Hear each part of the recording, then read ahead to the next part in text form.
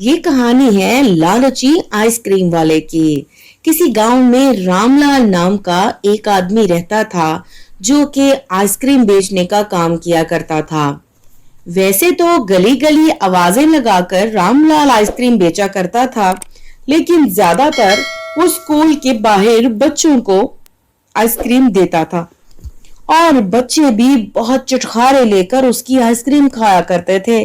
एक दिन जब वो आइसक्रीम सारी खत्म होने के बाद घर वापस जा रहा था तो दो बच्चे उसके पास आते हैं। अंकल अंकल, हमें दो आइसक्रीम चाहिए। अरे बेटा, आइसक्रीम तो खत्म हो गई है। और आइसक्रीम खत्म होने का सुनकर दोनों बच्चे उदास होकर वहां से चले जाते हैं और रामलाल सोच में पड़ जाता है। कब तक मैं ये पानी उबाल उबाल कर और इतना टाइम जाया कर करके थोड़ी आइसक्रीम बनाता रहूंगा। ऐसे तो मैं अमीर नहीं बन पाऊंगा। रोज कुछ बच्चे निराश होकर चले जाते हैं, तो क्यों ना ज्यादा आइसक्रीम बनाने के बारे में सोचूं। रामलाल पहले पानी उबाल कर उसको ठंडा करके फिर आइसक्रीम बनाता था ताकि बच्चों की सेहत खराब ना हो। लेकिन अब वो लालच में आ जाता है और ये प्लानिंग करने के बाद वो एक नदी से गंदा पानी उठाकर लाने लगता है और उसे उबाले बगैर ही आइसक्रीम ढेर सारी बनाने लगता। और वो उस गंदे तालाब का पानी रोज सुबह सवेरे गांव वालों की नजरों से बचकर छुप कर लेकर आता। जब उसने वो आइसक्रीम बनाकर बेची तो वो सब लोगों को देखता रहा, लेकिन किसी को भी जायके में कोई फर्क महसूस न हुआ और उसे लगने लगा कि अब तो वो कामयाब हो गया है। लेकिन ये सब देखकर उसकी पत्नी ने उसे कहा, देखिए जी, आप ये बच्चों की सेहत के साथ अच्छा नहीं कर रहे। इस तरह अमीर होकर आप ज्यादा कामयाब नहीं हो पाएंगे। क्या करना है और क्या नहीं करना तुम मुझे मत सिखाओ। मेरा बाप ईमानदारी करता रहा सारी उम्र, तो क्या बना लिया उसने। ये ठेला देकर ही मुझे चला गया दुनिया से। मुझे अमीर बनना है, मुझे बहुत सारे पैसे चाहिए। तुम अपने काम से काम रखो। और फिर से वही दोनों बच्चे जो कल निराश होकर खाली हाथ चले गए थे, रामलाल को आते दिखाई देते हैं। आओ बच्चों आओ, आइसक्रीम ले लो आकर। कल तुम लोग दुखी होकर चले गए थे ना, अब के बाद कभी भी ऐसा नहीं होगा। जितनी चाहो आइसक्रीम खाओ, पैसे दो और मजे करो। और बच्चे आइसक्रीम लेकर खाने लगते हैं और रामलाल वहां से चला जाता है।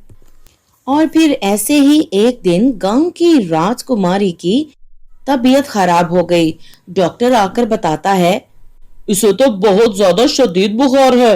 लगता है राजकुमारी ने कुछ उल्टा सीधा खा लिया होगा। बुखार कम होने में थोड़ा वक्त लगेगा। आप ये दवाइयां दे दीजिएगा। डॉक्टर साहब, मैं तो आपकी बात सुनकर हैरान हूँ। मैं तो हमेशा ही बिटिया को बाहर की चीजें खाने से रोकता रहता हूँ, फिर भी इसे ऐसा बुखार क्यों हो गया, मेरी तो समझ से बाहर है। और तभी वहां खड़ा एक गुलाम अर्ज करता है, माफ कीजिएगा महाराज, आपके हुक्म के अनुसार हम हर वक्त बिटिया की निगरानी करते हैं और रोज बिटिया एक रामलाल नामी आइसक्रीम वाले से आइसक्रीम लेकर खाती है। कौन है ये रामलाल? इसका पता करो और बता करो कि ये आइसक्रीम बनाता कैसे है। मुझे सारी खबर दो। और महाराज के हुक्म के मुताबिक वो गुलाम जाकर रामलाल की निगरानी शुरू कर देते हैं और चुप चुप के देखने लगते हैं। जब वहां रामलाल सुबह सुबह गंदे तालाब से पानी लेता है और उसके बाद उससे आइसक्रीम बनाता है, ये सब बातें वो गुलाम देख लेते हैं और रामलाल को पकड़ लेते हैं। उसे कैद करके महाराज के पास ले आते हैं। और जब महल में रामलाल पहुंचता है तो महाराज गुस्से से भरे बैठे होते हैं। तू इंसान है या जानवर? तुझे पता है तेरा बाप कितना शरीफ और ईमानदार आदमी था?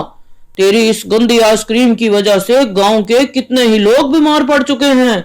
तुझे कोई परवाह है किसी की या नहीं? इसे अभी कालीगार में बंद करो और 10,000 रुपए जुर्माना होगा इसको। और उसी वक्त रामलाल को कालीगार में बंद कर दिया जाता है और उसे 10,000 भी भरना पड़ा।